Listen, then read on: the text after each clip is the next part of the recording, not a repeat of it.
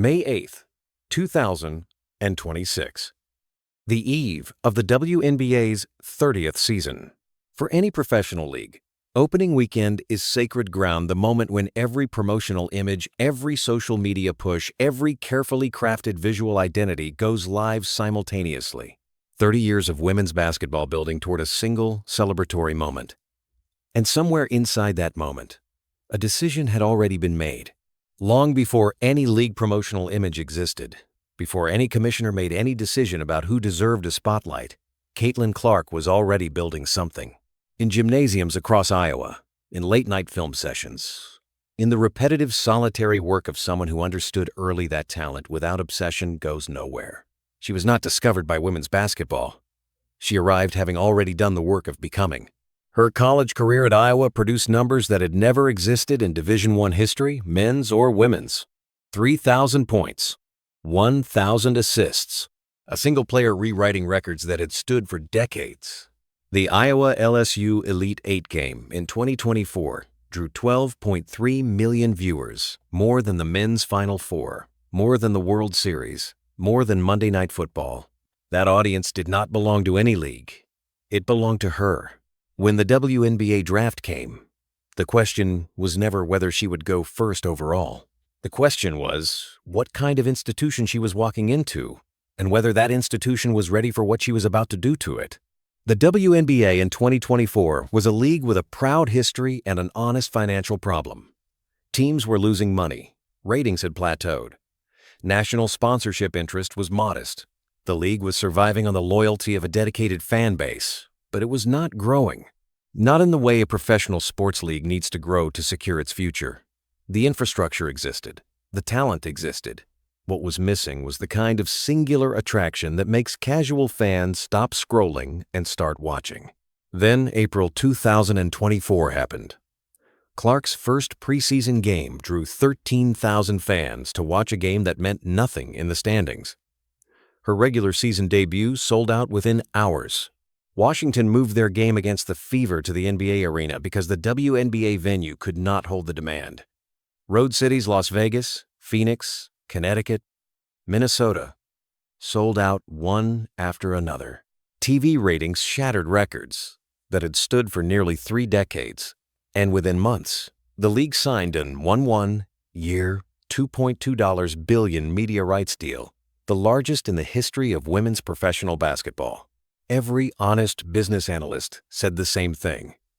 That deal does not happen without Caitlin Clark. The numbers around Caitlin Clark are extraordinary, but they are not the whole story. What the box score cannot capture is the quality of attention she brings to every possession. The way she reads a defense before the ball is inbounded. The way she manufactures space in situations where space should not exist. She reached 1,000 career WNBA points in just 54 games, matching the pace of Tamika Catchings, a Hall of Famer who spent a career perfecting efficiency. That is not a coincidence. That is a player operating with a level of court awareness that takes most professionals a decade to develop. What also goes unrecorded is what she does to an arena before she even touches the ball. The attention she commands simply by being present changes how opponents prepare, how coaches construct their defensive schemes, how teammates find open looks they would not otherwise have.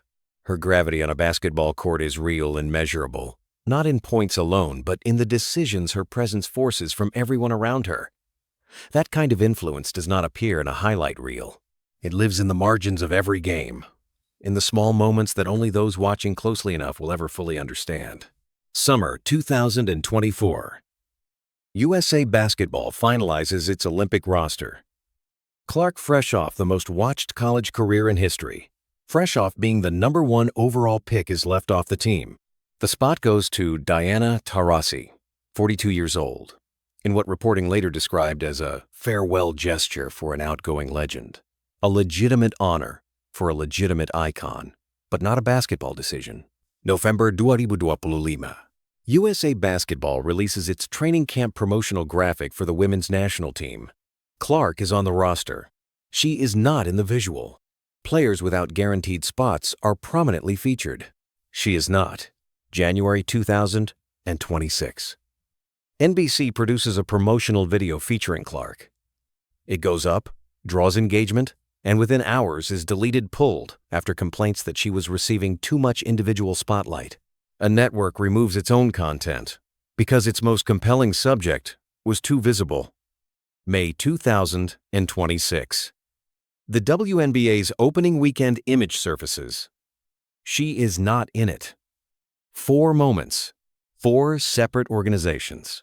2 years. The same player removed from the same frame. Over and over, with the same silence following each instance.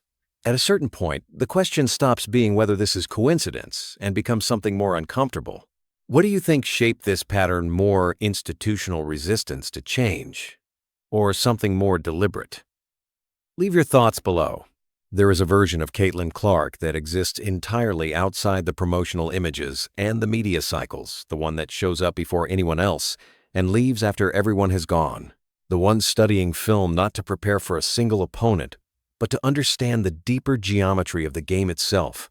That version of her is the one that actually explains everything else. The records, the viewership numbers, the sold-out arenas, none of it arrives without the invisible hours that preceded it. What separates players who transform a sport from those who merely excel within it is rarely visible in the moments that get photographed. It lives in the quality of preparation, the specificity of it, the consistency of it, across seasons and setbacks and injury and doubt. Clark's shooting range, her passing vision, her ability to operate under defensive pressure that would disrupt most guards, these are not natural gifts deployed carelessly. They are cultivated capacities, built quietly over years of deliberate work. The league, whose promotional materials keep losing her image, has benefited enormously from that work. The arenas that sell out in her name are full because of habits formed long before any camera was pointed in her direction. In October 2025, Napheesa Collier sat down for what should have been a routine end-of-season interview. Collier is not a peripheral figure. She is a 4-time All-Star, the president of the WNBA Players Association, and one of the most respected voices inside professional women's basketball. What she said that day was not routine. She called out league leadership directly, said the sport had the best fans in the world and the worst leadership, and accused the office of responding to player concerns not with solutions but with fines. It was the kind of statement that takes years of quiet frustration to produce. The detail that landed hardest was not about officiating or organizational structure. It was about a private conversation with Commissioner Cathy Engelbert regarding the relatively modest salaries earned by the league's biggest revenue drivers in their early years. According to Collier, Engelbert's response was that Clark should be grateful for the platform the WNBA provides, that without the league, the off-court income would not exist. That framing revealed something significant.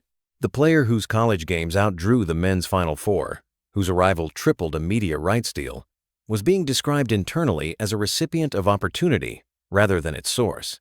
Other players, Sophie Cunningham, Lexi Hull, spoke publicly in the same period. The silence from the league office, by contrast, remained total. Before she ever played a professional minute, the clearest evidence of what Caitlin Clark meant to women's basketball arrived on a single night in 2024. Iowa versus LSU. Elite 8. A college basketball game that pulled 12.3 million viewers, a number that did not just break records for women's college basketball but surpassed the men's Final Four, the World Series, and Monday Night Football that same year. A college game. Played by amateurs. Watched by more people than the most watched moments in the most established professional sports leagues in the country. That number is worth sitting with. 12.3 million people did not tune in because of a conference, a school, or a tournament bracket. They tuned in because of one player whose combination of skill, competitiveness, and sheer watchability had created something that professional sports spends decades trying to manufacture and almost never does: genuine mass curiosity. When she entered the WNBA, she brought that curiosity with her. Fever games drew over 2.5 million viewers, numbers the league had never seen across its entire 8-year history. Jersey sales led the league by a margin that supply chains struggled to keep pace with. The night the numbers told the truth, they told it clearly enough that every subsequent decision to minimize her visibility becomes harder, not easier, to explain. The $2.2 billion media rights deal is real. The sold-out arenas are real. The record television numbers are real. But there is something the WNBA acquired along with all of it that does not appear in any financial report: a level of public trust and emotional investment from a new generation of fans who came to women's basketball specifically because of one player. That trust is not transferable. It is not a league asset that survives poor decisions indefinitely. It is fragile in the way that all genuine cultural moments are fragile, dependent on being honored rather than managed. What $1 billion cannot buy is the thing Clark brought before the money arrived: the credibility of having earned an audience through pure performance, the loyalty of fans who found women's basketball through her and stayed because the sport itself is worth staying for. Leadership that treats its most significant cultural moment as something to be controlled rather than celebrated risks, losing something that no rights deal can replace: the goodwill of people who chose to believe in this league at exactly the right time. Institutions are remembered not only for what they built during their best moments, but for how they treated the people who made those moments possible. Caitlin Clark will not play forever. No athlete does. There is a finite window during which her presence in the WNBA represents the kind of generational opportunity that franchises and leagues spend decades waiting for. Every promotional image she is absent from, every moment the league chooses silence over acknowledgement, every institutional decision that treats her as a problem to be managed rather than a story to be told, each one of those is a moment that cannot be recovered. Time moves in one direction, and so does a career. What remains after the playing days end is not the media rights number or the jersey sales figure. What remains is the story the league chose to tell about itself during the most significant period in its history. Whether it met this moment with the clarity it deserved, or whether it looked away at the precise instant it should have been paying the closest attention, the picture that will outlast all of this is not the promotional image from opening weekend. It is the broader image of an institution at a crossroads, and the choice it made when the most important player in its history was standing right in front of it. If this story stayed with you, a like helps more than you might think. And if you want to see what comes next, we will be here.